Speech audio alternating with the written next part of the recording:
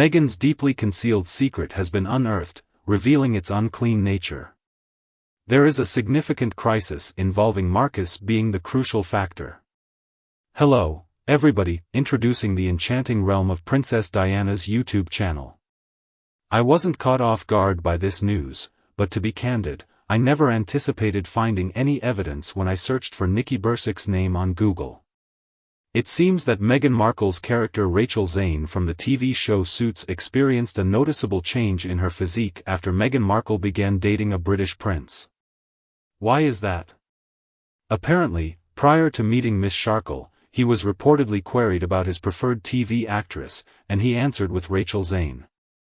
This statement about Meghan being painted up and remodeled onto her body double is perhaps one of the rare instances where a genuinely positive comment about her is accurate.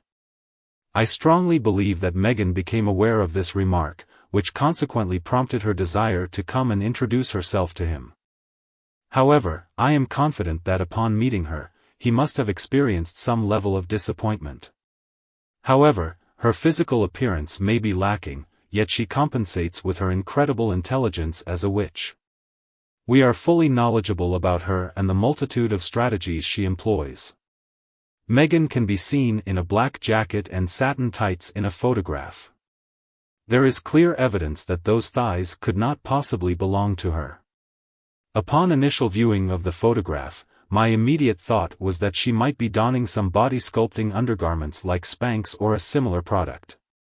However, the fact remains that those legs do not belong to her. However, they are the property of Nikki Bursick, who serves as her body double. When the image of Meghan in the black bikini was published during the early stages of their relationship, there were claims that she had manipulated her own head onto a photo featuring Harry and Chelsea Davy holding hands and walking into the ocean.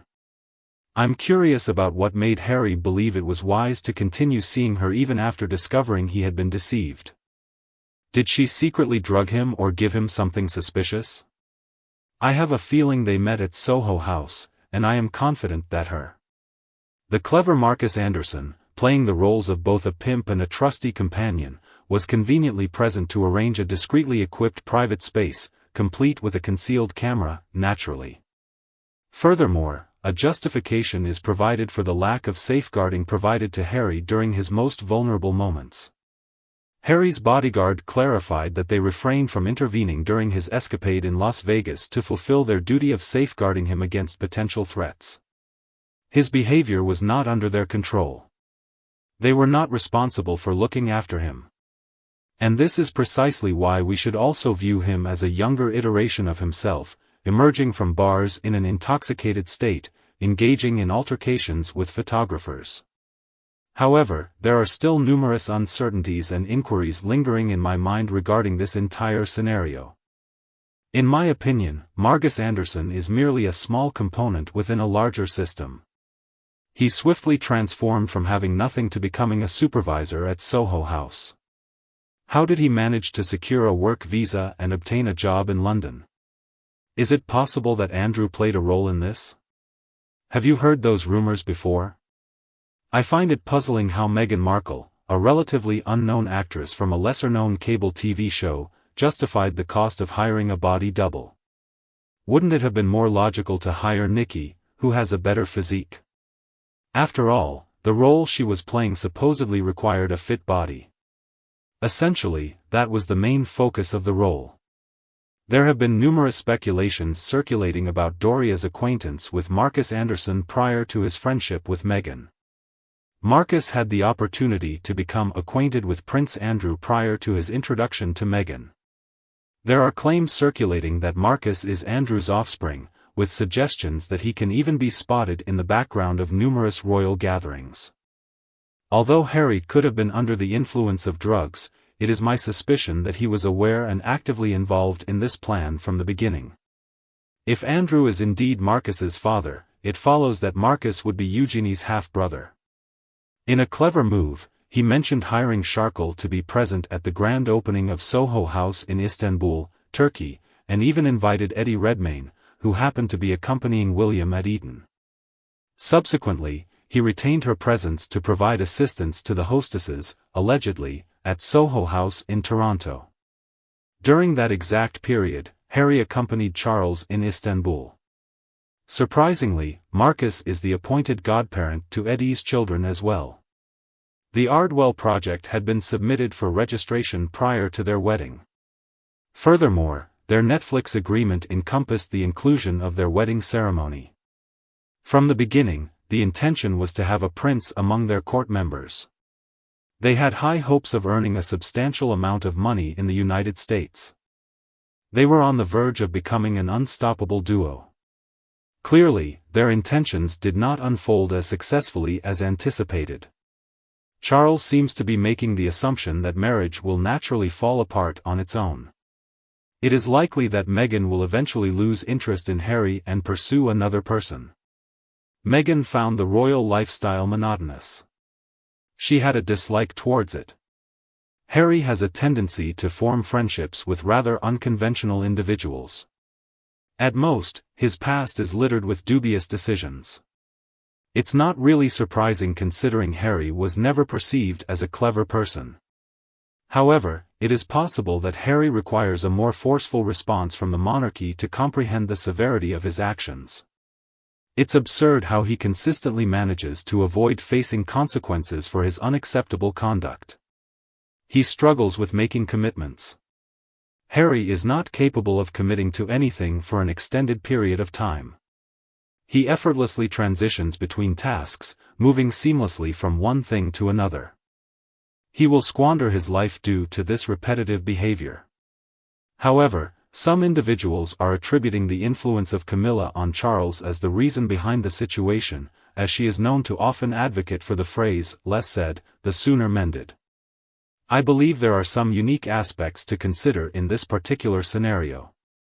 Perhaps, to handle the unpleasant duo, it might be sufficient for Charles to step outside his comfort zone and take tangible action. Harry no longer has a fixed residence in the UK since Frogmore was taken away from him. Moreover, possessing the stated qualities is imperative in order to hold the position of a state councillor. I am aware that Charles had to take that particular step. Additionally, he included Edward, and potentially Beatrice in the aforementioned role. The family has denied them the opportunity to have a permanent residence in either a Crown-owned or privately owned building. It is about time for Parliament to exclude Harry from that list due to his place of residence. Furthermore, it is incumbent upon Parliament to either revoke the titles or grant King Charles the authority to take such action. A private member's bill is reportedly being considered, although it is not a widely known or publicized bill.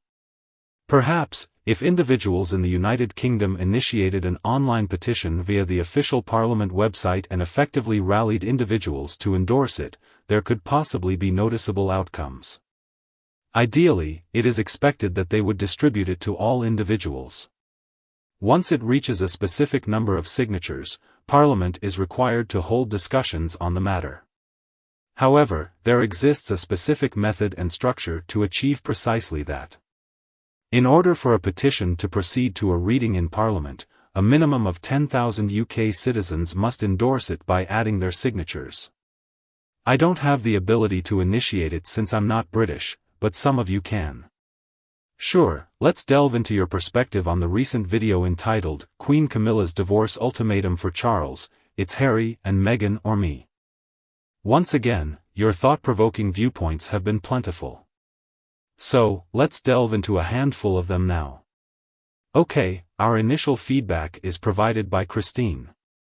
Christine acknowledges that despite it being emotional blackmail, she does not hold her accountable for it. Stay strong, Camilla, I greatly appreciate your comment. This is a common observation I have made frequently. To be honest, I was slightly taken aback.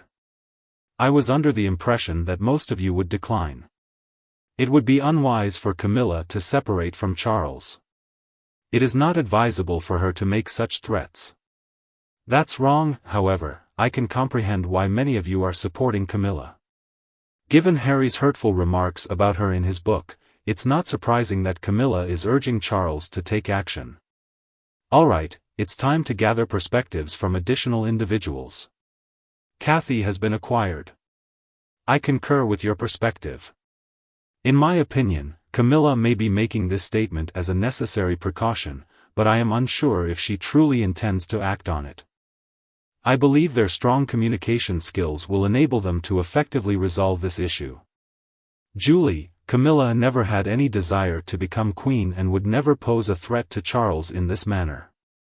She plays a crucial role in providing him with immense support. It is improper and unnecessary for us to have any negative opinions towards the Harkles for disrespecting the king and queen. Yes, I concur. I believe none of us intend to offend them. In other words, expressing our desire for Charles to take action regarding Meghan and Harry should not be viewed as offensive towards him. In my opinion, the statement suggests that we hope to witness a slight improvement in his level of strength. After witnessing the behavior of the king, Terry Mitchell finds it quite revolting and predicts that he will eventually lose all the backing he currently has. His son, who is spoiled and behaves badly, not only insults him and his family, but also disrespects his country and its citizens. I must admit, I can't argue with you on that point. If what I heard about Kate London is accurate, I completely understand why Camilla would feel that way. In simplest terms, Harry is not suitable for royalty and cannot treat the royal palaces as his own accommodation establishments. Those times have come to an end. King Charles would be making a foolish decision by jeopardizing his cherished marriage and further distancing himself from his good son and wife simply due to regrets regarding his parenting errors with Harry several decades ago. The detrimental influence Charles had on his second son, Harry, surpassed the lifelong impact caused by his mother's death. It's time for some challenging advice or consider leaving your position, King Charles. Your level of respect and patience is quickly diminishing. It is essential for you to organize your living space. Wow, Kate, your comment is truly exceptional. I believe that this sentiment resonates with numerous individuals. The increasing weariness among the public towards a perceived feeble and inefficient monarch is completely understandable. If Charles is unable to effectively manage his unruly son, it raises questions about his suitability for the role of king. Moving on to the following remark made by Steve Sandwich. Camilla has my utmost admiration. Charles would benefit immensely if he took lessons from her. We are fortunate that William and Catherine possess strength, intelligence, and a preparedness to assume leadership. They are, therefore, in conclusion, I believe it is unnecessary to put excessive emphasis on the matter regarding Charles. William and Catherine are absolutely prepared. They won't easily surrender to Meghan and Harry's dominance. Following that, a bear named Lexi entered the scene. If this statement holds true, Queen Camilla's accomplishment is commendable. She appears to be closely attuned to the desires of the nation and has an intense longing to witness those desires become a reality. Yes, this perspective could also be considered. Camilla appears to have a better understanding of the public's desires compared to Charles, as they both seem to share the same objectives. Assuming Sue Clark's statement is accurate, I align myself with Camilla's perspective. This sentiment was repeatedly expressed in the comments section. The following comment I will be reading is by someone named Mermaid's Tears. If Charles decides to remain in a harmful relationship with his son and daughter-in-law, enduring their hurtful words and mistreatment, it is ultimately up to him. If Camilla opts for self-respect and dignity, I believe that would be a more beneficial decision. During the early years of your children's lives, it is important to prioritize their needs over those of your partner. However, you will spend a greater portion of your life together with your spouse than you will with your child. Particularly individuals nearing the age of 40. Oh my goodness, I became a grandmother at the age of 42. These individuals can no longer be considered young and inexperienced. Every action carries repercussions. However, Harry seems to have a different perspective on the matter. On the other hand, Charles seems unaware that his actions of supporting Harold and fraud will ultimately strain his relationship with his spouse, indicating that he may need to acquire this knowledge through past experiences or acquired behavior. You have raised a truly outstanding observation. Charles must give priority to his wife Camilla above Harry and Meghan.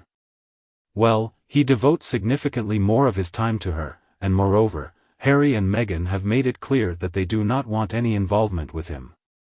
Therefore, it is imperative that individuals face the repercussions for their behaviors. Lastly, Paula's comment will be the final one I will read. Hello, Paula. According to Paula, it is my belief that Camilla does indeed need to assert herself, and it appears that she is doing so. I believe that Harry is still very young. He prioritizes his personal desires over spending quality time with his family. For instance, when Diana tragically passed away, he prioritized returning to his game rather than engaging in a conversation with his mother. Did Harry visit the late Queen when she was ill, but is now too busy to spend time with his father? In my view, this demonstrates Harry's lack of depth and maturity. Thank you. We greatly appreciate your insightful input. In other words, Harry is indifferent when it comes to his family. That is exactly what I mentioned a moment ago. In my humble perspective, Charles ought to prioritize his well-being a touch less. I acknowledge that Charles has strong feelings of love for Harry, being his son. However, as another commentator pointed out, it is now necessary to display some tough love. Okay everyone, that's everything for the time being. In the following videos, we shall pause at this point and continue the discussion. Thank you once again for tuning in, and if you enjoy my content, kindly show your support by liking and sharing it with your loved ones. Make sure to subscribe to Princess Diana's channel before you leave, so you don't miss any updates. I sincerely appreciate your viewership and look forward to reconnecting with you in upcoming videos.